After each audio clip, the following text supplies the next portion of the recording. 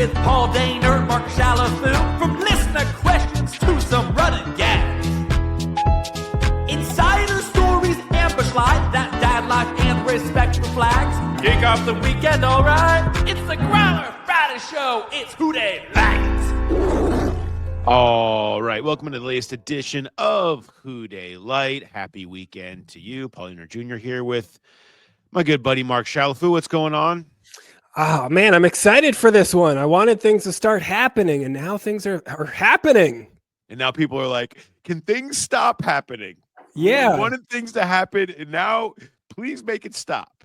I know. This is almost rises to the emergency podcast level where you really have to just break the glass and get on the mics. What flag are you flying today? Are you flying a flag with the hat on it, the cap?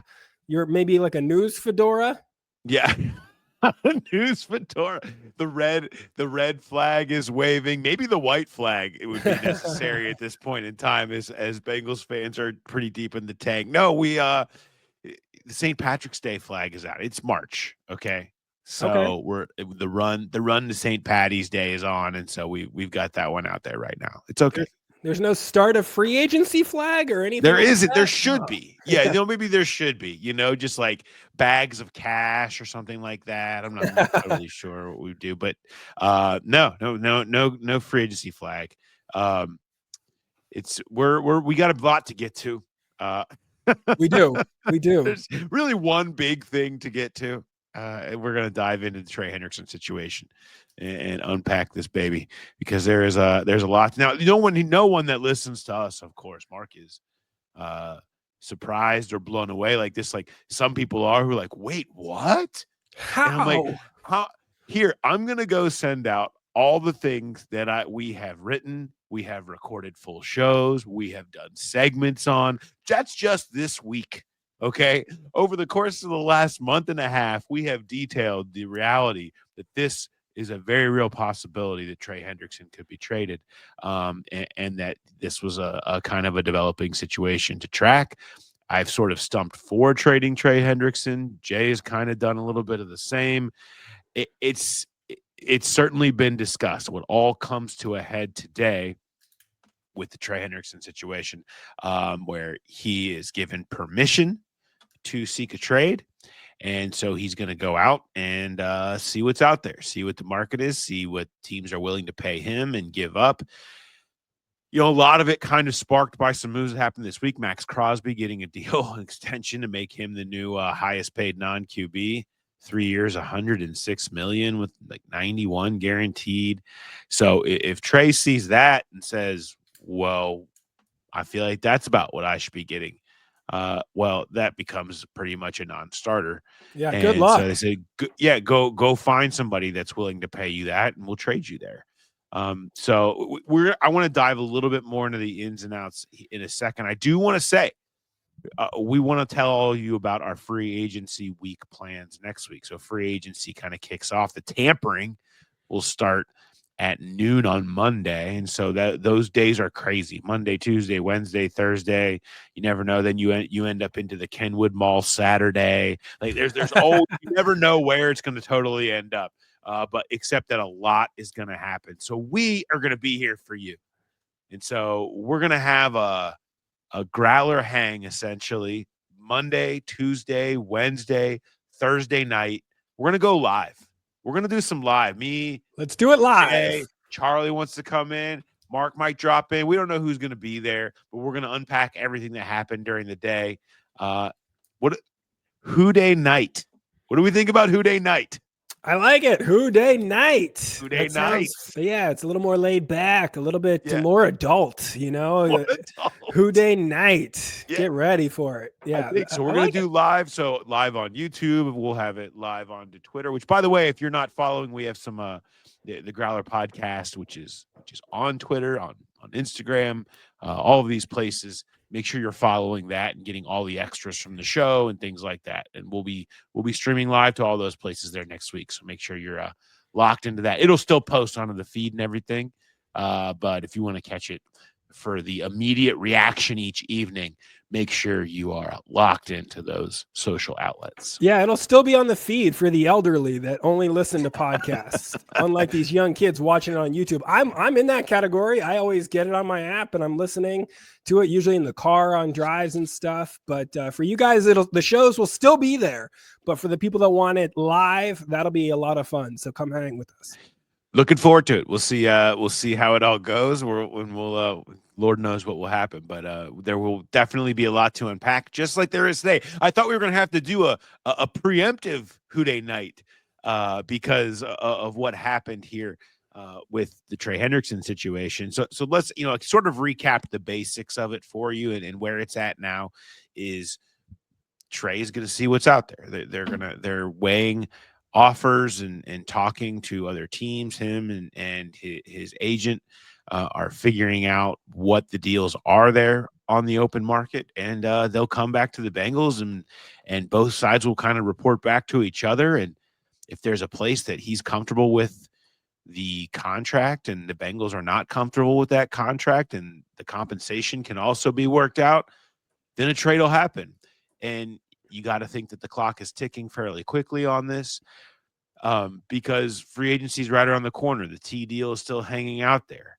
And so they're trying to get movement on all this so they can then go forward in free agency and do what they need to do. Because if they trade Trey Hendrickson, well, not only do they free up $16 million more to go spend, they now have a pretty big hole where they can be a little more aggressive in free agency on the defensive line. So maybe a player a tier or two up from what they were going to sign at edge or at defensive tackle comes into play. And you need to know that. You need to know where you're at with all of that before you head into it. So I would expect this to move fairly quickly and figuring out what the market is and if compensation is out there right now.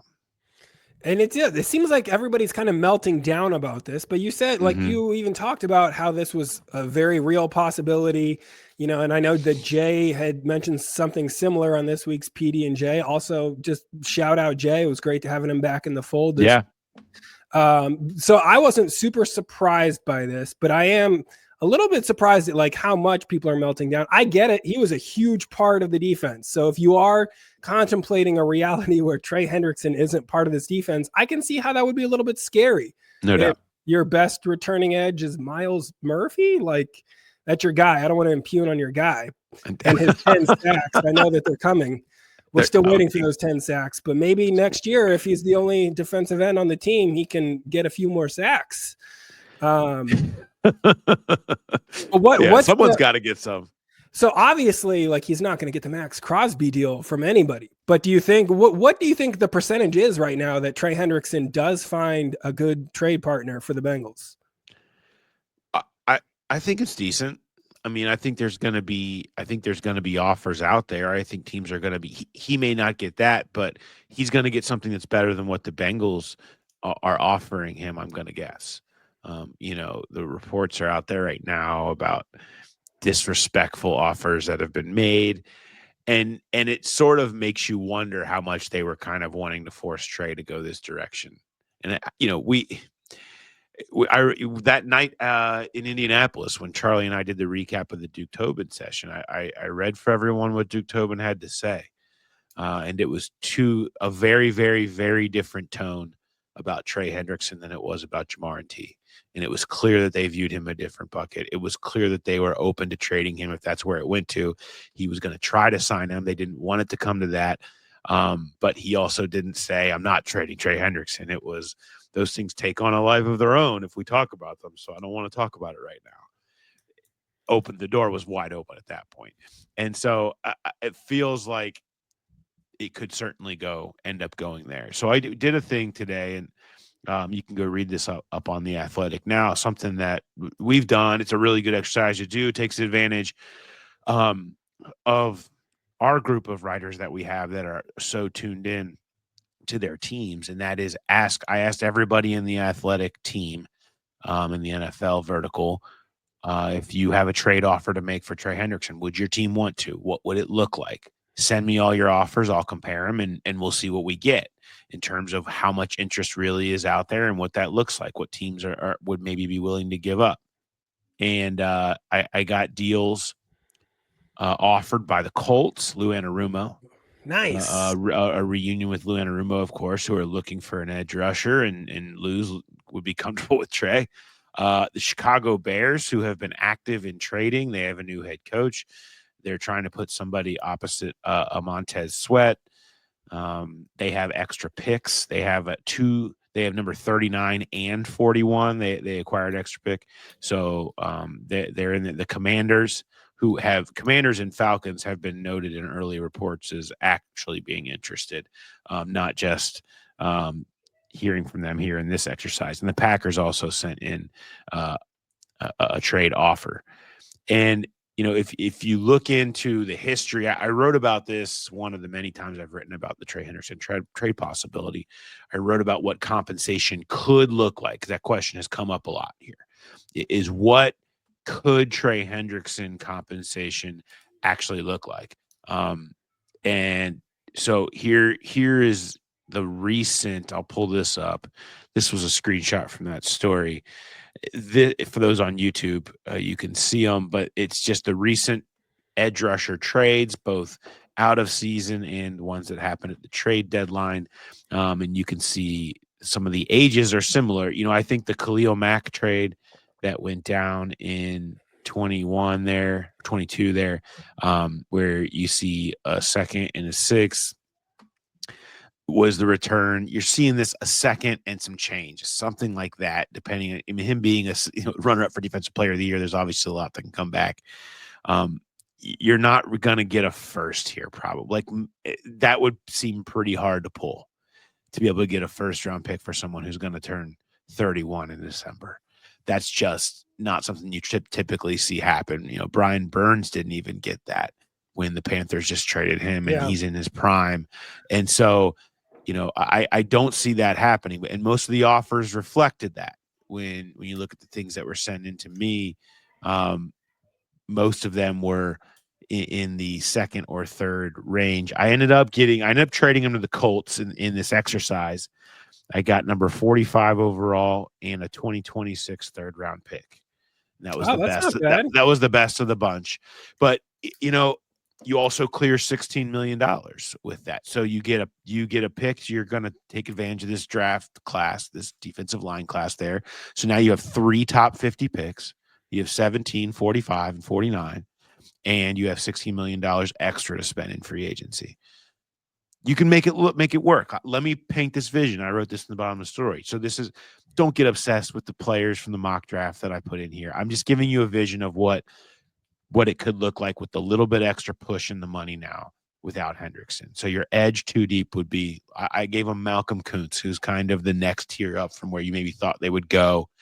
Maybe you have to pay him $13 million per year or something like that, whatever it is, but you're going a little more aggressive. Someone who's a ton of upside, younger.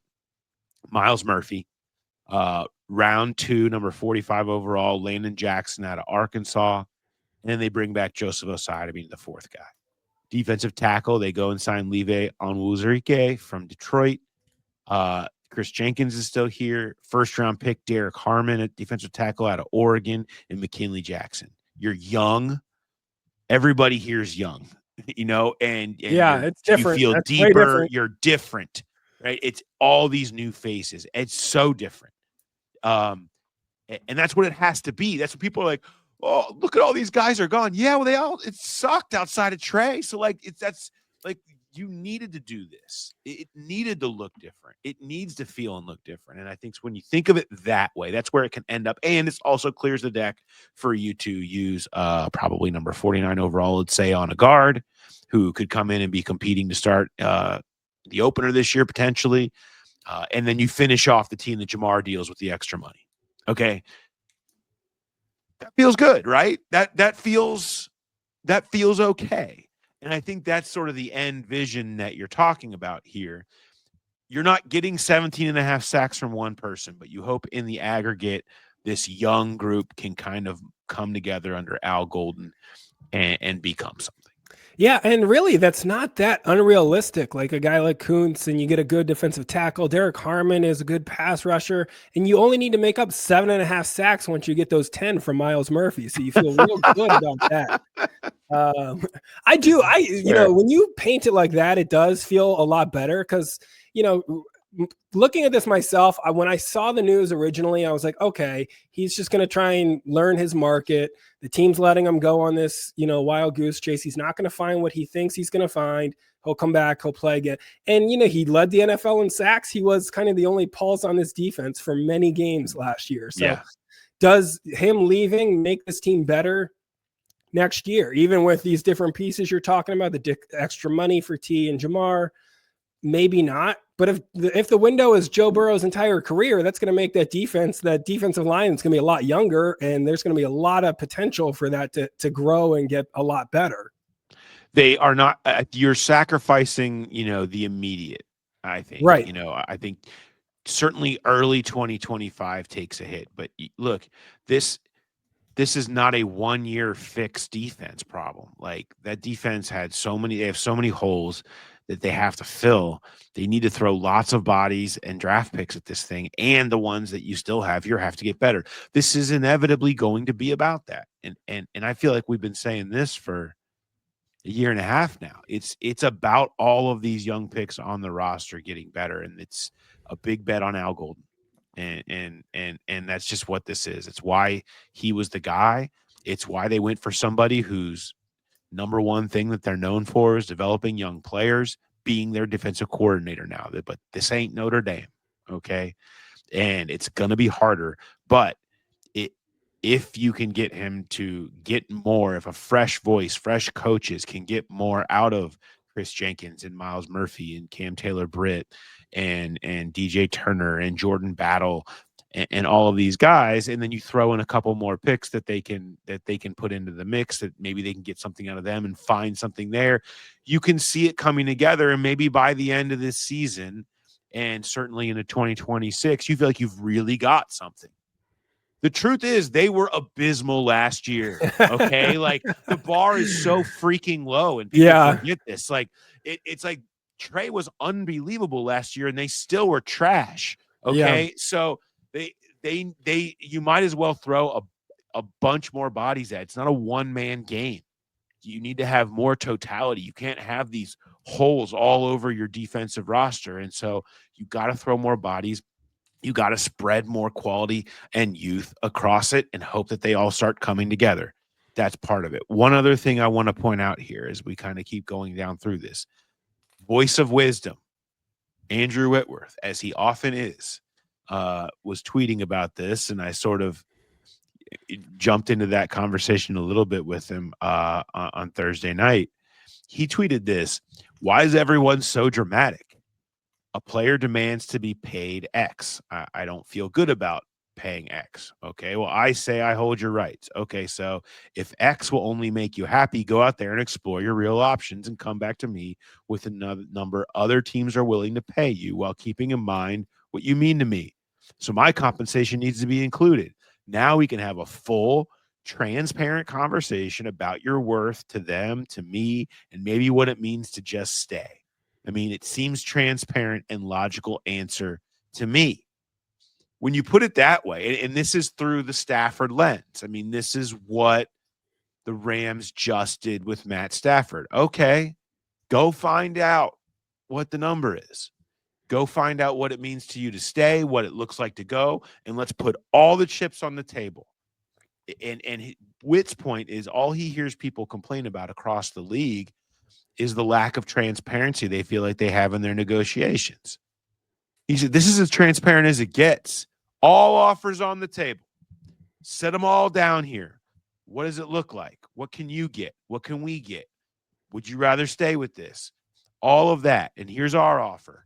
Now make your decision. Let's make the decision off of all of that. And I think it was as you would expect, a very smart, calculated view from someone who understands this situation, dealing with the Bengals, dealing with the NFL, the contracts, dynamics of the league, as good as maybe anyone. So shout out Witt, of course, friend of the program, And I think he lended a good perspective to this whole thing. I do have one more question about this, because looking at it, originally when Joe was talking about how he wanted all of these guys to get paid what they're worth, I mean, really, Trey Hendrickson is the one of those three. If you're looking at Jamar, T, and Trey, that, I was a little bit iffier about giving him that huge money. I've heard you talk about the cliff after, age 30 or 31, whatever it was for those guys. And that makes me nervous about tying in a lot more money and more years to him. In a perfect world, like having him an extra season after this next one would have been great. But looking at what he actually wants and what he is hoping to get, this sort of makes a lot more sense to me. And I'm a little bit more okay with that. But given the stance that Duke did say they wanted to get a deal done, and they made that sort of clear that they wanted to keep all three guys, do we look at this as a failure from the front office at all, that it is going this way? Yeah, in a lot of ways, because it didn't have to come to this. I mean, if you would have done it goes back to the whole get the deals done early thing. I mean, you could have gotten all of these guys done early, and you could have. They gave Trey a 1 extra year at that one point. You could have done something. I think he'd probably still come back and be complaining no matter what you did. I mean, he came back and complained when he couldn't even have gotten a new deal. So I think that's just kind of partially who Trey is. Like, he's just a fiery, passionate guy. He's a little unhinged, and that's part of what makes him great. I mean that in a good football sense. Like, that's part of him as a football player. It's how you become Blackout Trey. But I think I don't know how happy he ever would have been, but you could have done that. I mean, if you would have done all of them early, you could have comfortably been sitting here with these guys under contract and be like the Eagles have been. I don't know. People probably saw that tweet that circulated of, since the Eagles and the Bengals compared to each other, since they both signed their quarterbacks to the big franchise deals, the Eagles have paid 8 players over like 20 million or whatever, and the Bengals have paid 1. It's like, it can be done, and they're not doing it, and they're not getting these things done early enough and not being proactive enough. That said, I feel like this is the proactive move from their current spot. And we discussed that on Wednesday, how similar this is to the Joe Thuney trade. And the fact that the Chiefs traded Thuney with a year and $16 million left on his deal, a guy who was an all-pro. They need to protect Joe Burrow because they need to go pay Trey Smith. They have other guys they want to go pay that are younger and keep that thing churning, and they got to pick for it. And that's how some of the good proactive GMs operate. And I think this is an opportunity to do that. It's not totally apples to oranges, but it's similar. And we've seen this a lot of times over the years. It's hard decisions, and you're going to eat it. You're going to take it on the chin on days like today on Twitter. But the end of the day, that doesn't matter. The end of the day, it's are you better by the time you reach next November, December, January? And I think they're going to hope that as a team that they can be. And you said that we should expect this to kind of develop pretty quickly, right? Like you would expect around early free agency if they haven't found a partner. I would expect this feels like a move that you make hoping to quickly find out what's out there, like and turn it around. That happened. It's just free agency is right around the corner, and like it's so dependent. What they're going to do is going to be so dependent on whether Trey is there. I mean, whether you have a premier edge rusher, whether you have $16 million extra dollars, whether you have. You can maybe do it without having signed T yet because you have him on the tag. Jamar, you have him under contract. Trey, you do too, but when it's now out there that you're going to be willing to trade him, you need to know whether you're going to or not. So I would expect it to flip around pretty quickly. I mean, it's not too much to ask to drop this on Thursday and have it resolved by Sunday. I think everybody knows the deal out there. You got a 2nd-round pick from Indianapolis and a future 3rd-round pick, right? In your there were other offers that were kind of in similar ranges. The Bears offered me their number 41 solo, and so I took 45 and the 26th third. There was an offer. The Commanders did something where I moved up from 49 to number 29, so a 20-spot move up, and they threw in Jonathan Allen. Who has 1 year and $15 million left on his contract. He's kind of probably going to get released though. Yeah.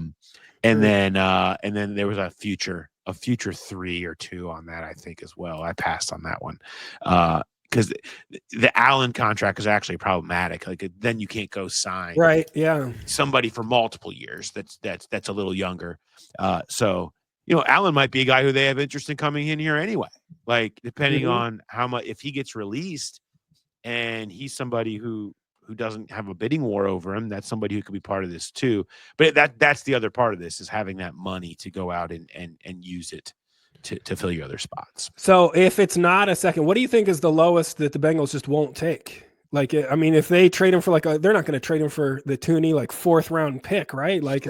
No, I don't see that. I mean, yeah, I don't. I think there's got to be a 2 involved. Okay. I think there has to. So now that could be, the value of a 2. It could be some sort of a swap, like I mentioned with Washington, moving up a number of spots or whatever. First round movement, something like that. Like there's got to be something. You can get creative, but I think the value is going to be something around probably a 2, a mid to early 2. Feels like on precedent on what we know about this, where it probably lands. I'd be surprised if he fetched a first round value, but you never know. Crazy things happen. The Bears traded number 32 overall for Chase Claypool at one point. So I forgot about that. That's it's like you never know what ends up showing up when people decide that they need the player. And so the Bengals don't trade often, and part of that is because they refuse to do a trade that they don't just absolutely feel like they fleeced the other team. And so maybe they won't do one here, or maybe they'll fleece another team. I don't know. But I do expect it to move quickly. Yeah, we'll get to talk about this on Who Day night, probably early next week. That'll come up. Yeah, it could be. I would say if Trey Hendrickson gets traded, there will be a Who Day night session, whatever day that is. So yeah, an emergency Who Day night. Emergency Who Day night will be coming your way. All right. Do you feel like we covered it? Do you feel like that's enough? Do we get there? I mean, listen, once it finally happens, we'll have to go into the full, he was a great Bengal. He did this, he did that. He was the heart of this defense. He was incredible. We're not quite there yet, but yes, we've definitely handled the news. I feel like we should move on to some questions after we talk about our guy. We gotta plug our guy, Eric Stanio. Yeah, we got to plug our guy, Eric Stanio. You're right about that. You know who he is. Keller Williams, the Clan Yo. We had a Growl Pal sale last week, which was great to see. Growl Pal and the Clan Yo getting together.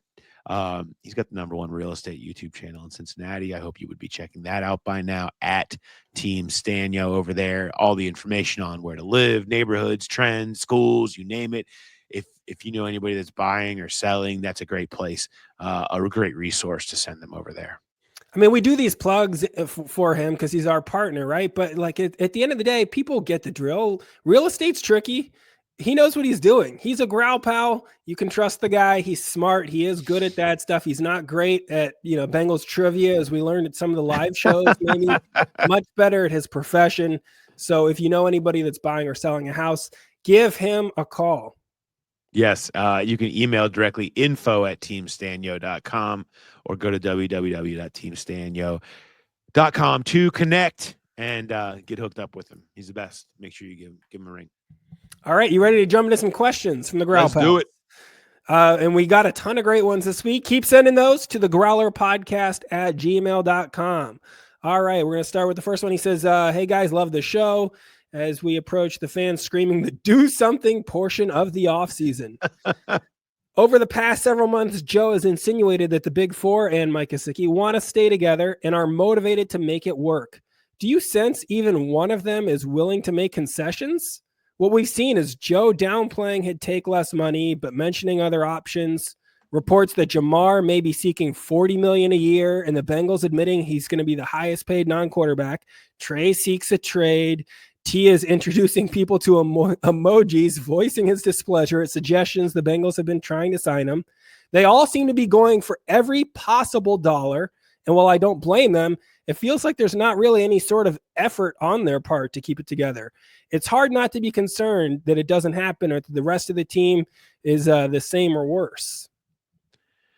Yeah, I don't think that they need to make concessions, because I also, while it's about money, because they're not going to go there, it's also about philosophy and having a walkaway point, where you're not going to go there philosophically. I'm going to go spend this money. I feel like this money is better spent elsewhere rather than spending this much money on the age 31, 32, 33, maybe more season of Trey Hendrickson. Like it's the same discussion that you had about T. Higgins at one point, is that maybe it wasn't about not being willing to pay. It was that what was the price point for somebody who has had trouble staying healthy, who's played 54% of the snaps the last 2 years, right? That is the point. And so you're saying, well, where's the value? Now, I think there's extreme value in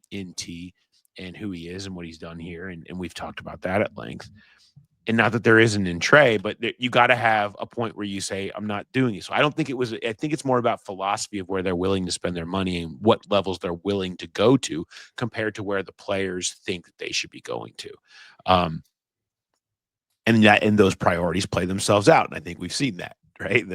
The priority that we're feeling towards T and Jamar versus what we're not feeling towards Trey. I think that's kind of shown itself where they view it. And if they wanted to make concessions, they could. I don't think anybody should take less money than they can get. And so No. I don't think anybody's holding that over their head. They did say what they said about we know we can help. We're willing to work together. I think that is more about structure. Like, tell us what kind of structure maybe you need or can help to keep things under cap or whatever.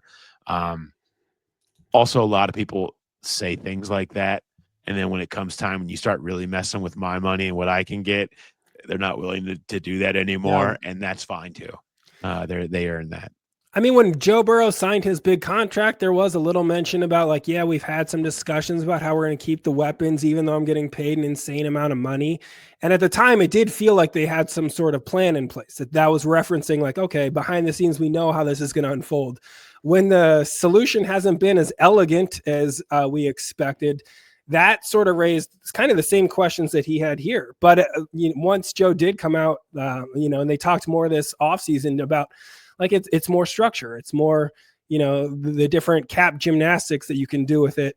That does seem to be where more of the concessions would be rather than just like, oh, yeah, we're all going to take $10 million less than what we'd get on a different team just because we're friends and we like because we're friends. Together. Yeah. No. A good time.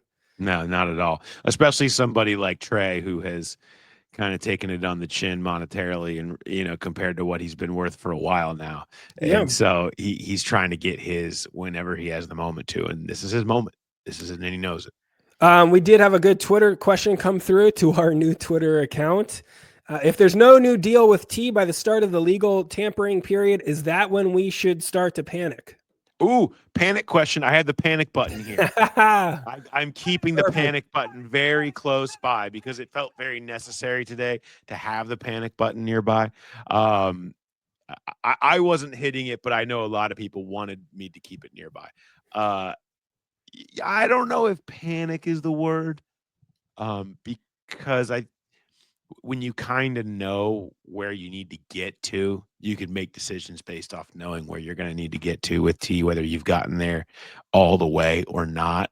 And I do think if you get resolution with Trey, like I said, I think it clears the way to get to the finish line with the other two guys.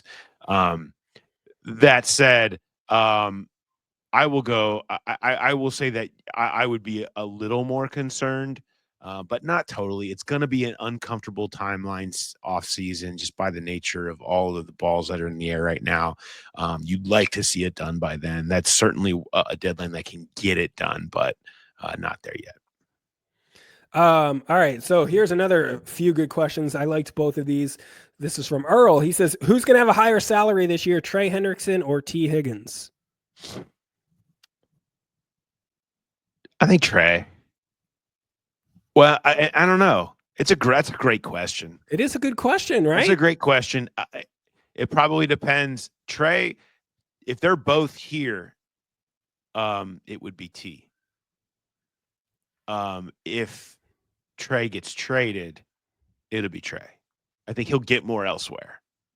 And I don't think T's going to cross 30. I think if Trey gets traded, he's going to be getting traded to go make more than 30 somewhere else.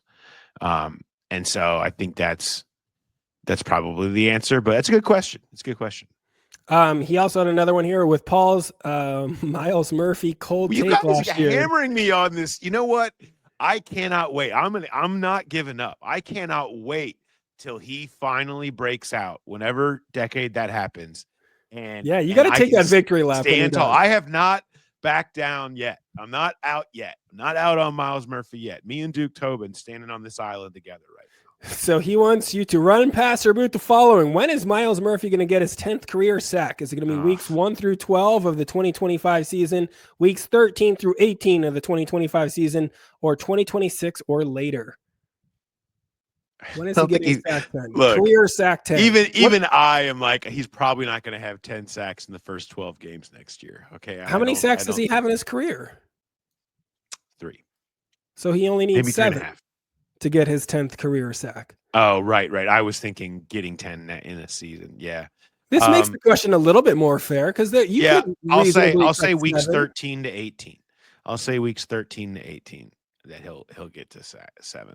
I mean, I'm here for I can't back down now. Come on. Yeah, you're on board. You can't really jump off. I mean, it's Titanic stuff at this point. I'm just over here. I'm the guy with the violin. All right. And I'm just playing. I'm playing out the ship right now. I'm not going down. I'm not going away. All right. Yeah. If you think people don't like listening to the violin, just try and be on a sinking ship when somebody's screaming about Myles Murphy sack totals. That's going to make your impending doom a whole lot easier to accept. This one, here we go. What else we got? Let's go. This is from David. I like both of these questions too. This is a quick one up top. And also he did give us the great show compliments, which we love. Of course, everyone keeps sending all your good compliments to us. First question, would you have interest in a T for DJ Metcalf trade? DK Metcalf, he spelled that wrong. Would you go Metcalf for T? No. Yeah, that's sort of pointless. I mean, DK wants the same, if not more money. And then you'd have to give up pick. Or I guess not. I guess it'd be a straight 1-for-1. He's older. No. And none of that makes sense. Joe Burrow didn't say DK is a need. He said T is a need. Keep your quarterback happy. No way. This is fun. What would your Moeller Mount Rushmore be? Oh, this is his. Would be Jerry Faust. You're playing to me. Faust, Ken Griffey Jr., Barry Larkin, and Sam Hubbard. Obviously, that's why he's asking the question with Sam Hubbard's retirement this week. Do you have Sam Hubbard on your Moeller Mount Rushmore? So it depends. I feel like the inclusion of Jerry Faust here is my issue. He's not he's a legendary coach there. He didn't go to Moeller. So is this people that went to Moeller and graduated? Are they people that played sports there? I'm taking people who who worked there? Politics or neurosurgeons. I'm taking them off the table. Okay. I think this question is a sports of Moeller Mount Rushmore question is what you're getting at here. Otherwise there would be many others that are much more important than any of these people. Like us. Yeah. Like us. That's right. Couple podcasters having a much greater effect than Ken Griffey Jr.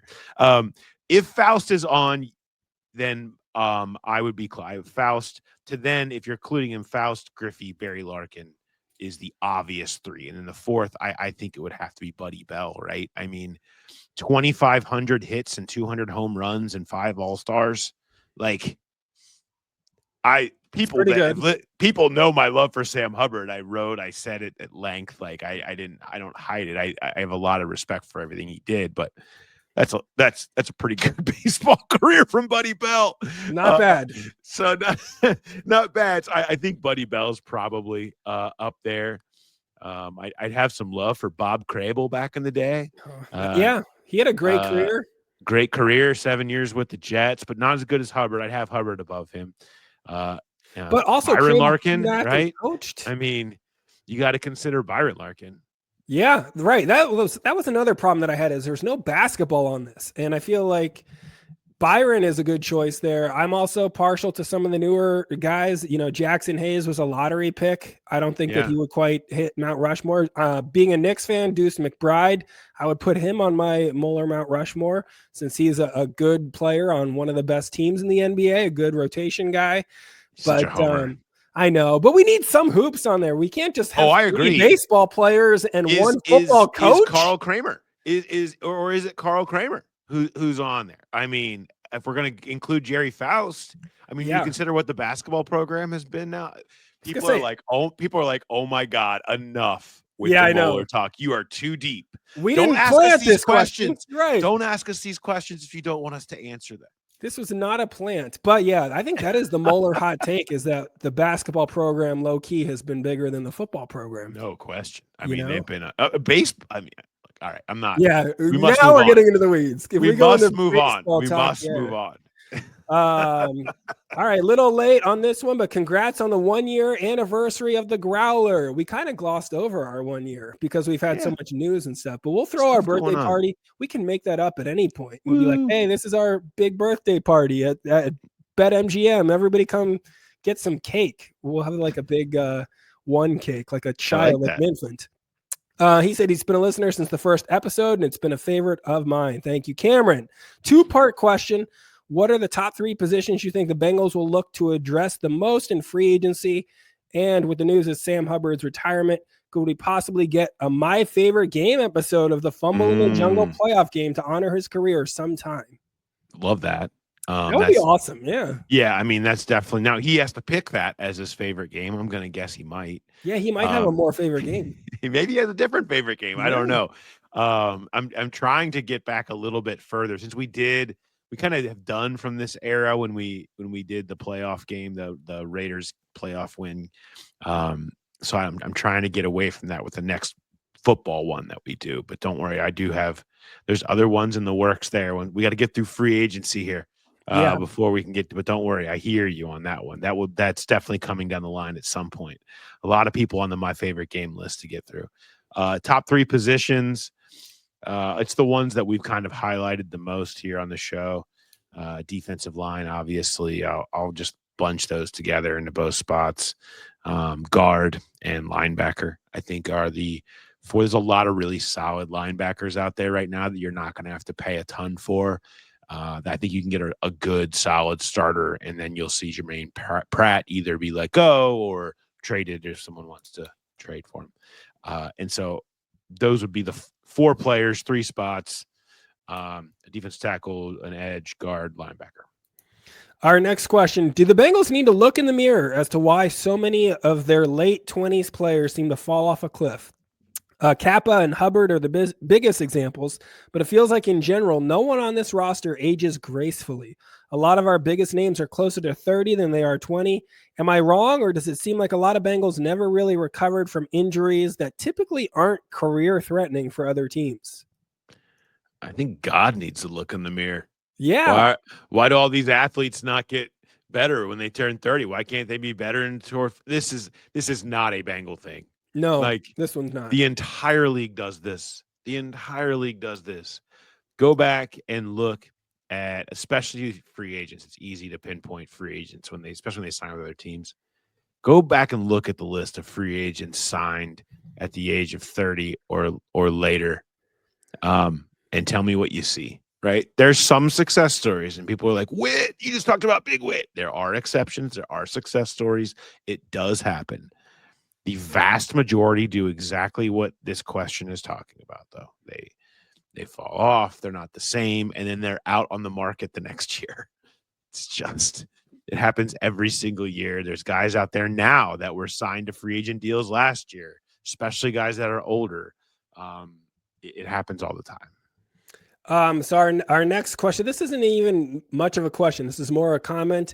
This is from Natasha B. She's chiming in because she loved the new Growl Gal segment on PD. Hey, yeah. She liked hearing the ladies on the football show and loved hearing them push health and fitness. And she wants to consider herself the original Growl Gal. And I do think you got to give her that.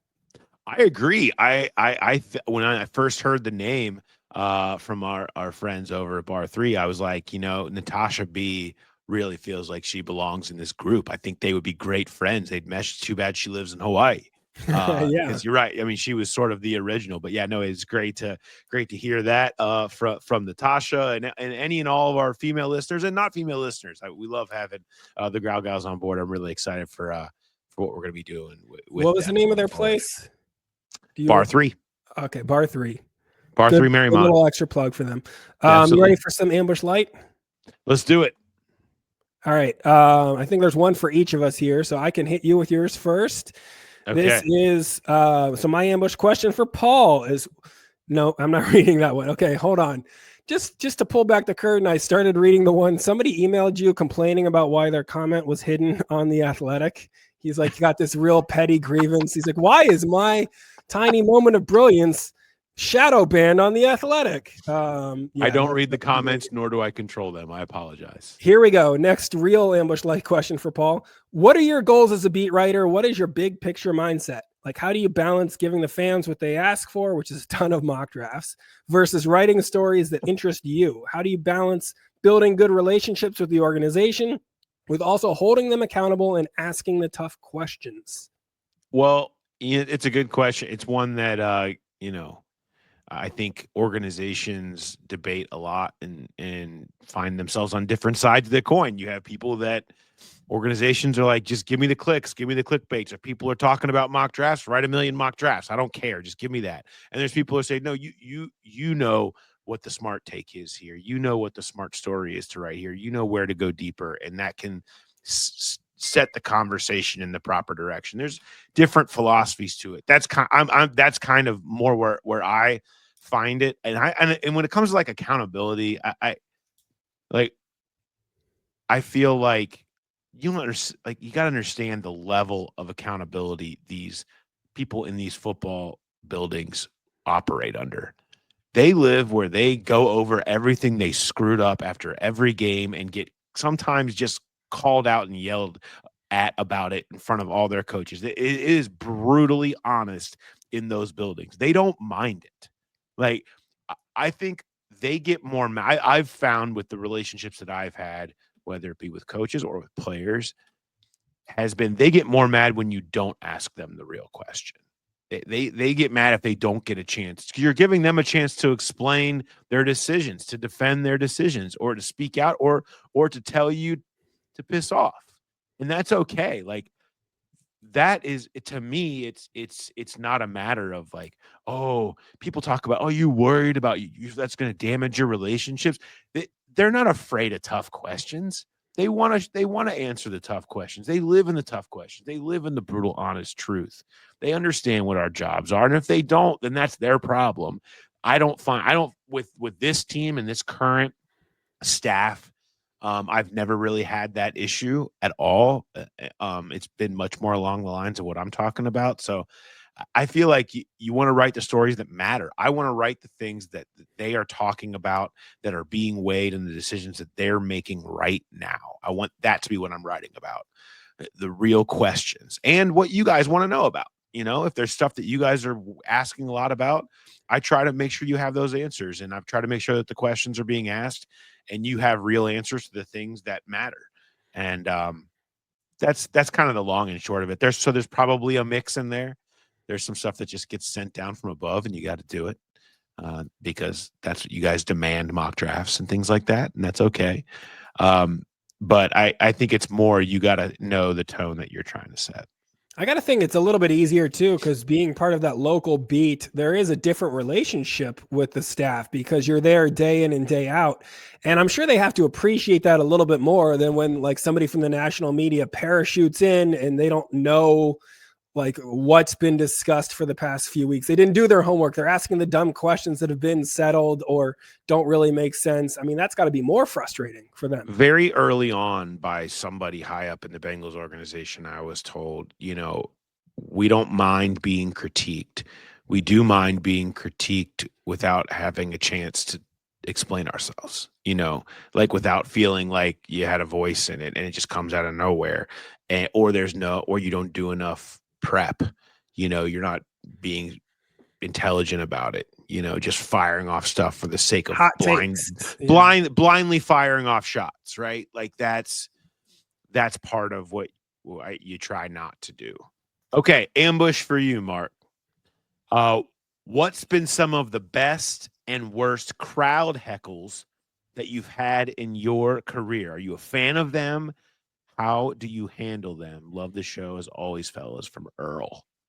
It's a tricky issue in the stand-up world because crowd work is a lot of fun to do, especially if you're bored of your act and you kind of want to be present in it and talk to the crowd, make fun jokes out of that. I love doing that. Heckling's a little bit different because a lot of what's popular on social media is like the guy that's yelling at the comedian claps back. And so people see that on social and then they go to comedy clubs and they think, I'm helping the show. I'm going to yell stuff out and be the drunk jerk. And most people sitting near that guy hate that guy. And the comedian does not care for that guy either. It is dealing with it's not as hard as people think because the bar is so much lower for crowd work. And if a guy yells something, basically you kind of wait because he thinks he's going to be funny. He yells something that gets 0 laughs, and then you make fun of him for not being funny. It's a pretty foolproof way to get through that. The little trick that you'll see comedians do too is because we have the microphone, they do not. So they're going to yell out their dumb thing. The comedian is supposed to repeat the dumb thing just so the rest of the crowd can hear that. And in that 2 or 3 seconds, that kind of gives you an extra beat to think about what you're going to say next. And that's usually all the time you need to dispatch of a heckler. I think the worst heckles that I've gotten haven't even been ones that have ruined the shows. They're just ones that kind of hurt your soul. Like I did a show once and I got heckled. This was early in my career at I think it was like a big beer and comedy event. And I got heckled by a guy in a camouflage fedora. And that was a low point that somebody that chose to wear a camouflage fedora thought he was better than me. Like that was just tough to take. I feel like it would really hurt if they really hit like the personal spot. Like you're not funny and you have problems with commitment with women. It's like, oh, man. You're not funny right. and your kids are on the tablets too much. I'd be like, dang it, he got me. That does sting. That's going to leave a mark. Right. He nailed it. Yeah. Oh, I love that. Well, don't heckle Mark, okay? And you don't need to anyway because you're too busy laughing when you're at the shows. Which, by the way, where are your next shows? Oh, I am doing a corporate show next weekend, so I can't plug that. I'll going to Raleigh in March 21st at the Cary Theater. So go to that one. I have heard from some Growl Pals coming out to that. So nice. We're all going to meet up after and watch college hoops at some bar. So if you live in the North Carolina area, come hang out with us. It'll be a fun night all around. And I'm in Asheville on March 22nd. And I think somewhere in Dayton on March 29th. And then in April, I'm going back to I'm headlining the Key West Comedy Club down there in Key West, Florida. You're going to Key West? Yep. My second time down there. So I'm sure I'm going to have to ask some tips from you because you worked in Key West, didn't you? I lived there for 2.5 years. It is heaven on earth. I'm jealous. Maybe I'll go with you. We'll get to when are you going? April 23rd through 26th. Oh, that's the draft weekend. I'm skipping the draft and I'm going Skip with it. you to Key West. Yeah, that'll be good times. Skipping the draft. Yeah, I think that's the move. Yeah, we'll have to do some like Key West episode, kind of like we did our Disney talk and getting all the tips and that kind of business. I'll need all of that info before I head back down there. I've got many tips. How was the Nate Land show? It was great. It was a lot of fun. I did that one and the other one at Zany's. So it was both crowds were electric. I felt a little bad for Nate. Nate was still in his tuxedo from the Oscars. He had gone to the Oscars and then went to the after party and then flew all the way back to do his podcast and hang out at the show and stuff. So he looked a little beat, understandably. But it was a good time seeing the rest of that crew down there. Love those Nate Land guys, and the shows were awesome. That's great. Fun stuff. Make sure you're checking out all Mark's stuff. You can find it on the YouTubes as well. Right? Yeah. Oh yeah, I got plenty on the YouTubes for you. If you are done watching all of our podcasts and we don't have a new Who Day night up for you yet, you can go watch my Dry Bar special or my Nate Land set or many other things are out there. All right, Jimmy, Dad Life. Are you guys Floor is Lava people? Have you ever watched Floor is Lava? Oh yeah, Floor is Lava, great show. Great show. Like Floor is Lava. I don't know I remember if we talked about Is It Cake on here or not before. Did you guys ever watch Is It Cake? Sure, of course. Yeah, Another staple. love Is It Cake. Love Is It Cake. I like the idea. Kind of like we've gone back to back. I'm very excited to be out of the cartoon world, like in the princess, and we obviously just did Disney and stuff like that. But like, really enjoying how into like more regular-ish shows that we're starting to get now. It kind of made me think though, and I was like, I kind of like the idea if we could combine Floor's Lava and Is It Cake, and when you're going to jump onto like a couch or something, you don't know, you got to decide if it's cake, because if you're gonna land on it, then you'll just end up going right into the lava or whatever, or you got to like, or you're jumping around with a knife in your hand trying to like, you know what I mean? I feel like there's just a lot of possibility. These two shows feel very similar to me, even though they're different. But I kind of like the idea of, I would like to combine Floor's Lava and Is It Cake into one show after having to live through them for the last month, where every night it's like, okay, how many episodes are we going to be able to watch tonight? I appreciate the brainstorm here. I do like the idea of like, oh wait, is this bench I'm about to jump on, is it a real bench, or is it cake, or is that the real bench? Cake? That makes a little bit more sense to me than we're going to give the contestants knives. Yeah. And they're going to jump around the lava pit with knives. You're going to we put that killed on HBO. That's not for kids. That's Squid Games. You're doing Squid Games at that point. I like it. It's got a chance. What do you got going on? For me, like I had another one of these moments recently where it never ceases to amuse me, just the fun of hand-me-downs when you have a third kid, because it's just where you really see the effect of it. Like with your first kid, that Elmo t-shirt, that looks like Elmo. It looks like a character from Sesame Street. And by the third kid, it looks like the Times Square Elmo, like it's going to be asking you for money. It might stab you if you're not paying attention to it. Like I love those third kid hand-me-downs. She, for a while when she was a toddler, she was wearing a shirt that said "Best Big Sister," and she has no little siblings. So that was fun for me to see her in that. But they don't make a last kid shirt. But if they did, we would have bought it for her older sister, who was supposed to be the last. So that would have been a hand-me-down too. Doesn't matter. Yeah. And it's always kind of sad for like the younger kid with the hand-me-down, because they get to watch the older kid get so excited when they get something new, and then we're like, oh, and and you just toss it across the hall from her closet to yours. Here's your new dress. Yeah, let me pull this out of a garbage bag, and there you go. This should fit you now, right? Oh yeah. It's a little stretched out. I mean, we've seen it before. Here, you want to see a picture of what your sister looked like when it was new to all of us? Here it is. Right. Yeah. It is kind of sad. We do try to give at least some actual new clothes and do some shopping with the young one. It doesn't happen as much as it should, but we try to. Yeah, we do. We still have some. It's not like she's wearing exclusively hand-me-downs, but it is fun when you're like, yeah, this is the third reboot of this unicorn t-shirt. So let's see how much longer we can get from this. Yeah, I love it. Well, we covered a lot of ground. There's a lot going on, and there's a Who Day night right around the corner at any point. You never know. We are officially in emergency podcast season, but we are set right now for Monday through Thursday next week as free agency fully kicks off. You can watch us live every night at 9:00 on YouTube, on the Growler Podcast, on Twitter, all of our spots. You can check us out there, watch live, and then after that, we will get and post that up to the feed, so you can catch those the next morning as well once we're done. But if you want to get in there and you want to have a pop and watch the Who Day night, well, we'll be here for you. I don't know who's going to be here. It could be me and Charlie, could be me and Jay, could be me and Mark, could be all of us. That'd be fun. Yeah. It'll be fun. It'll be a fun hang to see who shows up, and we'll be unpacking the day's items that happened with the Bengals in free agency. So keep a lookout for that. We hope to talk to all of you guys soon. All right. Have a good one. Have a great weekend, everybody. And we'll talk to you soon. Have a good one.